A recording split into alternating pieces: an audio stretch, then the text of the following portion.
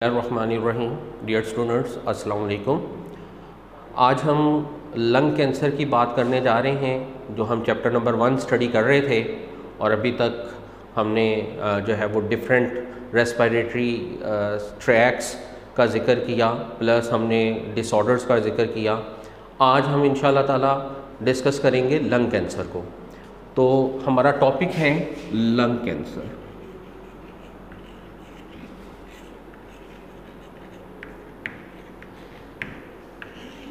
Lung cancer होता क्या है, पहले तो हम ये समझने की कोशिश करते हैं कि what is the cancer. Cancer क्या चीज़ है? बेटा देखें, हमारे जो सेल हैं इनके अंदर डिवीजन की कैपेबिलिटी होती है। एक सेल डिवाइड करता है, एक से 2 सेल बन जाते हैं। For example this one is the cell, ये डिवाइड किया और इससे 2 सेल बन गए। ये फर्दर डिवाइड किए, 2 से 4, 4 से 8 और नंबर इंक्रीज़ करते गए। हर डिवीजन का एक ख़ास टाइम होता है कि इतने टाइम में इसने डिवाइड होना है और इतने सेल जो है वो प्रोड्यूस होने हैं। बाज़-औक़ात क्या होता है कि ये जो डिवीजन की कैपेबिलिटी है ये डिस्टर्ब हो जाती है। डिस्टर्ब कैसे होती है? फॉर एग्ज़ाम्पल एक सेल ने 1 मिनट के बाद डिवाइड करना था 2 सेल्स में। अब ये क्या हुआ कि वो 1 मिनट में डिवाइड हो गया कुछ 16 सेल में, 20 सेल में, 100 सेल्स के अंदर। यानी नंबर ऑफ सेल जो है वो तेज़ी के साथ क्या कर गए? इंक्रीज़ कर गए। तो इन दैट केस हम कहेंगे कि क्या हो गया है, इस बंदे को कैंसर हो गया है। यानी क्या होगा कि कैंसर जो है ये एक्चुअली क्या है? अनकंट्रोल्ड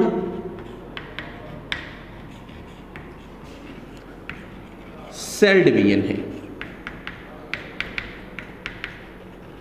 अनकंट्रोल्ड सेल डिवीजन यानी सेल अनकंट्रोल्ड वे से डिवाइड करेंगे और नंबर ऑफ सेल जो है वो क्या हो जाएगा? इंक्रीज कर जाएगा। इसको हम क्या कहते हैं? कैंसर कहते हैं।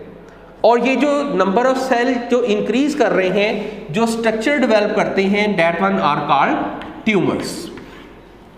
क्या कहते हैं इनको? ट्यूमर्स कहा जाता है। यानी क्या हो गया कि अनकंट्रोल्ड सेल डिवीजन की वजह से जो नंबर ऑफ सेल इंक्रीज हुए एट अ स्पॉट, तो उसको हम कहेंगे कि ट्यूमर हो गया है। यानी उस बंदे को क्या हो गया है? कैंसर हो गया है। नंबर ऑफ सेल डिवीजन जो है वो बहुत रैपिड हो गई है। ट्यूमर्स हमने 9th क्लास में पढ़ा था, 2 किस्म के होते हैं, benign tumour and malignant tumours. Benign tumours जो इन्वेड नहीं करते, यानी जिस जगह पर, जिस लोकेशन में पैदा हुए वहीं पर रहेंगे, तो उनको हम कहेंगे बिनाइन ट्यूमर्स। और अगर ट्यूमर्स इन्वेड कर जाएं, यानी दूसरे स्ट्रक्चर्स तक पहुंच जाएं, दूसरे सेल्स को भी डैमेज करना शुरू कर दें, तो then they are called malignant tumours. और इस डिजीज़ को हम कहेंगे मैलिग्नेंसी, यानी नंबर ऑफ सेल जो है वो उन्होंने जो नंबर इंक्रीज कर रहे थे, उन्होंने सिग्नल भेजे दूसरे सेल्स को भी कि वो भी रैपिड डिवीजन जो है वो स्टार्ट कर दें। तो बहरहाल ट्यूमर जो हैं ये डेवलप होते हैं due to the uncontrolled cell division की वजह से। जब सेल जो है अनकंट्रोल्ड वे से डिवाइड करेंगे तो अल्टीमेटली इन दैट केस जो है वो क्या पैदा होंगे? ट्यूमर्स जो है वो पैदा होंगे। अब हम बात करेंगे कि ये ट्यूमर, अच्छा इसी तरह से जो अब कैंसर हमने बात समझ ली कि कैंसर क्या है कि अनकंट्रोल्ड सेल डिवीजन है। तो अल्टीमेटली लंग कैंसर क्या हुआ कि लंग्स के टिश्यूज का, लंग्स के सेल का अनकंट्रोल्ड वे से डिवाइड करना, वहां पर नंबर ऑफ सेल इंक्रीज हो जाना। तो अल्टीमेटली उस डिजीज को हम क्या कहेंगे? लंग कैंसर जो है वो कहेंगे। मैं यूं कह लूं कि जब नंबर ऑफ सेल तेजी के साथ रैपिडली जो है वो डिवाइड करते हैं तो इमेच्योर सेल्स की तादाद जो है वो इंक्रीज हो जाती है। अभी सेल मैच्योर नहीं होता, मैच्योरिटी से पहले ही वो डिवाइड कर जाता है और नंबर जो है वो कंटिन्यूसली क्या करते चले जाते हैं? इंक्रीज करते चले जाते हैं। तो अगर लंग्स के अंदर ऐसा प्रॉब्लम हो गया कि जिससे number of cell within the जो है वो लंग टिश्यूज वो तेजी के साथ रैपिडली जो है वो डिवाइड कर रहे हैं, तो इसको हम क्या कहेंगे? लंग कैंसर कहेंगे। अब लंग कैंसर की बात करते हैं कि इसके काजेस क्या हैं। लंग कैंसर के काजेस क्या हैं? तो सबसे पहला जो मेन काज है that one is the smoke, specially the cigarette smoke. जो सिगरेट से निकलने वाला धुआं है उसको, उस धुएं की वजह से, उस स्मोक की वजह से जो है वो क्या हो सकता है, अनकंट्रोल्ड सेल डिवीजन हो सकती है with in the lungs. Lungs के सेल जो है वो तेजी के साथ डिवाइड करना शुरू कर देंगे। उसकी वजह यह है कि जो सिगरेट का स्मोक है that contain about 50 carcinogen compounds. Cigarette smoke के अंदर कितने कार्सिनोजेनिक कंपाउंड होते हैं? 50 जो है वो कार्सिनोजेनिक, 4000 केमिकल्स जो है वो सिगरेट स्मोक के अंदर मौजूद है, जिनके अंदर यानी 4000 टोटल है। इन 4000 में से 50 केमिकल्स ऐसे हैं विच आर कार्सिनोजेंस। अब ये भी समझ लेते हैं कि ये कार्सिनोजेंस क्या होते हैं। कार्सिनोजेंस डियर ऐसे केमिकल्स होते हैं which have the ability to can cause the cancer, यानी ऐसे केमिकल्स जो क्या कर सकते हैं, कैंसर काज कर सकते हैं।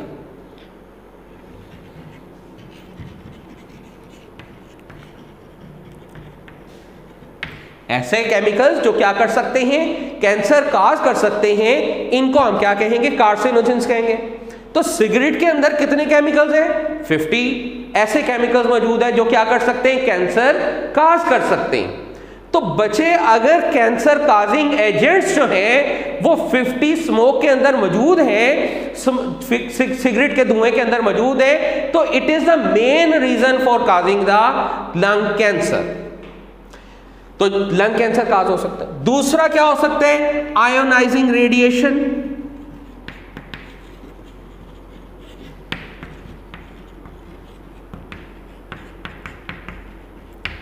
रेडिएशन जो है they can cause a cancer. For example, इसकी एग्जाम्पल हम यूं कर लेते हैं कि एक बंदा है जो एक्सरे मशीन के सामने बार बार एक्सपोज हो रहा है, जिसकी जो है वो स्कैनिंग हो रही है, किसी भी रेडिएशन से वो पास हो रहा है, तो these radiations can cause the cancer. ये रेडिएशन जो है वो क्या कर सकती हैं, कैंसर काज कर सकती हैं। तो दूसरी वजह हमने बात की कि रेडिएशन जो है they are the main source of the जो है वो लंग कैंसर। इसके अलावा जो कैंसर काजिंग एजेंट है that one is also the viral infection. Viral infection जो है they can also cause the जो है वो कैंसर। लंग कैंसर की तीसरी मेन वजह जो है वो क्या है, वायरल इन्फेक्शन है। अब रिपीट कर देते हैं कि लंग कैंसर में जो मेन काजेज है, पहला मेन काज जो है वो सिगरेट स्मोक है। भाई सिगरेट स्मोक हमने कहा कि क्यों है, क्योंकि उसके अंदर 50 ऐसे केमिकल्स मौजूद हैं विच कैन काज कैंसर, जिन केमिकल्स को हम नाम दिया है कार्सिनोजेंस का। इसके अलावा जो दूसरी रीजन है that one is the ionising radiation.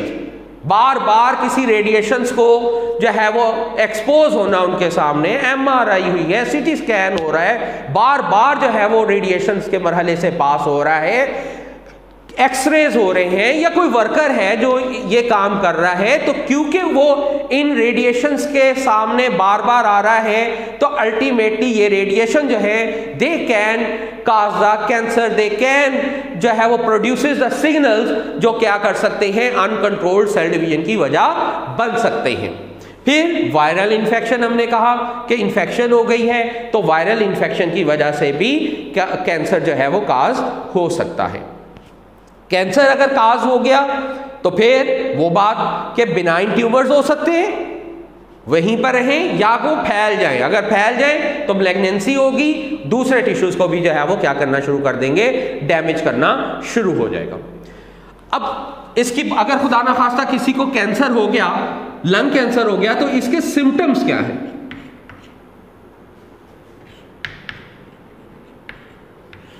कैसे पता चलेगा कि जी बंदे को कैंसर के जो है वो शिकायत हो गई है? तो पहला जो सिम्टम है वो ये होगा कि शॉर्टनेस ऑफ ब्रीथ शुरू हो जाएगी,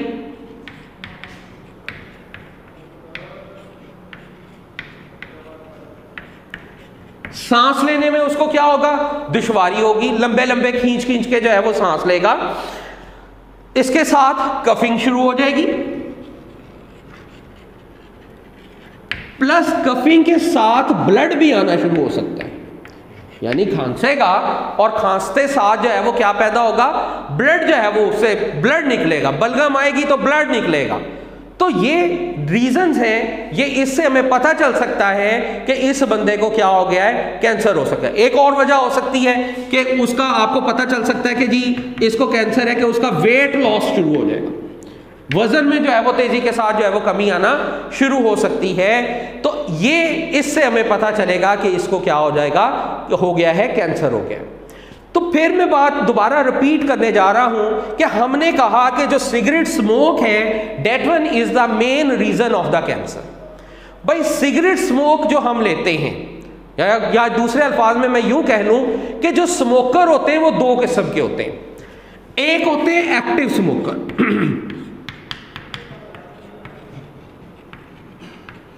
एक क्या होते हैं, एक्टिव स्मोकर्स, और दूसरे होते हैं पैसिव स्मोकर।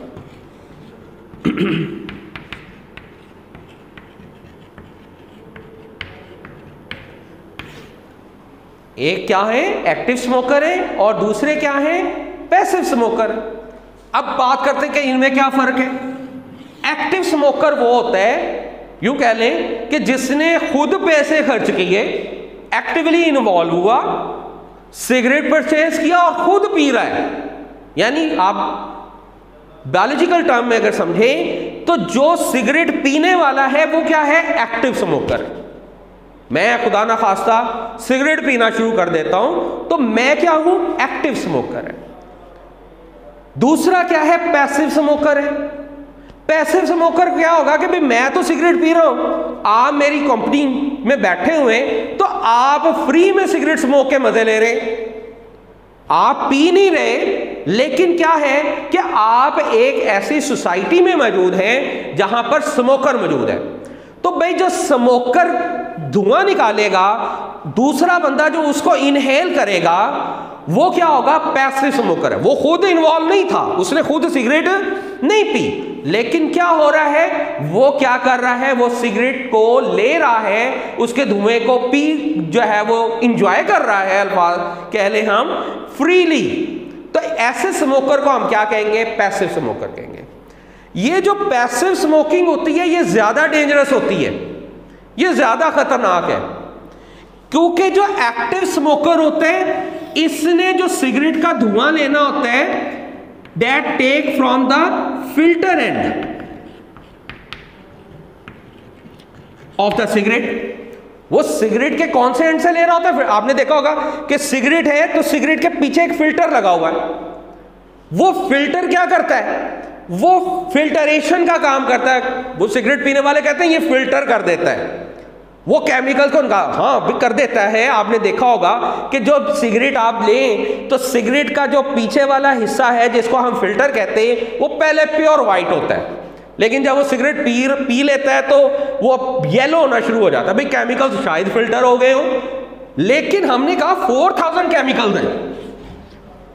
भाई 4000 सारे केमिकल यहां पर फिल्टर नहीं होंगे, कुछ ना कुछ आगे जो है वो क्या हो जाते हैं, पास हो जाते हैं। तो भाई जो एक्टिव स्मोकर होता है वो कहां से धुआं ले रहा होता है, वो फिल्टर एंड से ले रहा होता है। पहले जमाने में लोग हुक्का पीते थे, हुक्के में क्या होता था कि ये चिमनी है,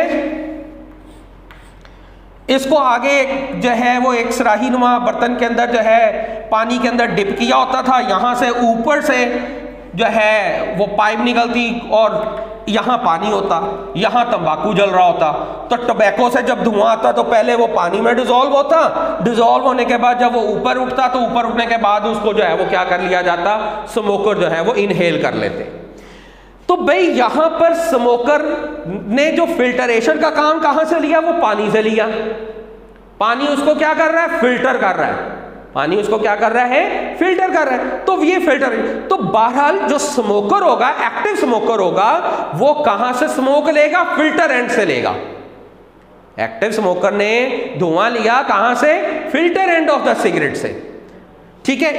लेकिन जो पैसिव स्मोकर होता है, that take the smoke from the burning end of the cigarette, वो कहां से धुआं ले रहे हैं? Burning at. तो भाई बर्न इट मींस कि मैं मान लेता हूं, थोड़ा सा मान लेते हैं कि फिल्टर एंड से सिगरेट का धुआं लेने वाले ने, फिल्टर ने कुछ ना कुछ काम किया और काम करने के बाद ये जो 4000 केमिकल थे इसको कुछ को फिल्टर कर दिया कुछ उसके, लेकिन जो बर्निंग एंड वाला है उसमें तो डायरेक्ट धुआं जा रहा है। तो पैसिव स्मोकिंग जो है वो ज्यादा डेंजरस हो सकती है बनिस्बत जो है वो किसके? एक्टिव स्मोकर के। तो कंटिन्यूसली कभी ऐसी सोसाइटी में नहीं बैठना चाहिए जहां पर स्मोकर लोग मौजूद हों। आजकल वर्ल्ड हेल्थ ऑर्गेनाइजेशन ने जो है वो एक मुहिम का आगाज़ किया हुआ है कि वो नंबर 1 ये जितनी कमर्शियल एड्स आती थी टीवी प्रोग्राम्स के अंदर, इनको बैन कर दिया गया है। आप देखते हैं कि किसी भी प्रोग्राम के अंदर कोई बंदा अगर सिगरेट पी रहा है तो लिखा होता है कि जी सिगरेट का धुआं जो है वो आपके लिए नुकसानदेह है, सिगरेट आपके लिए जो है वो अच्छा नहीं है। इसी तरह से जो डिबिया है सिगरेट वाली, उसके अंदर उसके ऊपर बॉक्स के ऊपर बाकायदा बना होता है कि जी ये कैंसर काज जो है वो कर सकता है, तो ये एक काम है। फिर बच्चों को जो है वो ये सेल ना किए जाए, ये जो है वो वर्ल्ड हेल्थ ऑर्गेनाइजेशन ने ये पाबंदियां लगाई हैं कि इसको किसी तरह से जो है वो रिड्यूस किया जा सके। तो डियर, आज हम यहीं पर अपना टॉपिक ख़त्म करते हैं। लंग कैंसर की हमने बात की। उम्मीद करता हूँ कि आपको समझ आ गया होगा। आपने टॉपिक जो ले रहे हैं, लेक्चर जो आप ले रहे हैं, इनको याद कीजिए, याद करके इनको अपनी अपनी कॉपीज़ पे लिखें ताकि ये ज़्यादा बेनिफिट साबित हो इनका, ना कि आप लेक्चर ले लें और लेने के बाद जो है वो आप लोग जो है वो उसको पढ़े नहीं। किताब से पढ़िए, पढ़ के उसको याद कीजिए, याद करके उसको लिख के देख लें ताकि आपका जो हमारी ये एक्टिविटी है वो ज़्यादा फ्रूटफुल साबित जो है वो हो। उम्मीद करता हूँ कि आप लोग जो है वो हमारी इंस्ट्रक्शंस पर अमल करेंगे और आप भरपूर जो है वो तैयारी करेंगे। Thank you very much.